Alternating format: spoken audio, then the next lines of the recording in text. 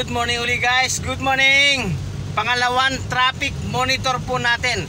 Papasilip ko rin kasi sa inyo itong EDSA. Ito kasi lagi natin tina-traffic monitor tuwing umaga, di ba guys?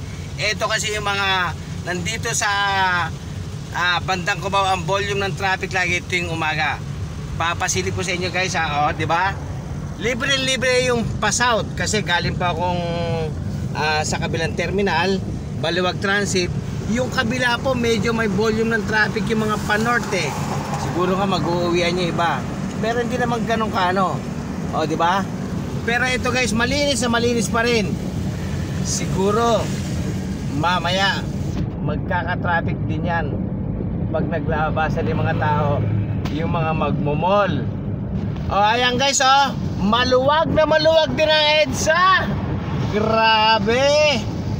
Kasarap din manakbo Pero kanina, yun nga, sabi ko kanina, medyo nagkakaroon ng volume ng traffic dito sa may kabila.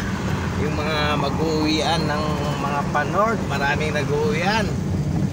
Siyempre long weekend sayang din, sasamantalayin na rin nila. Diba guys?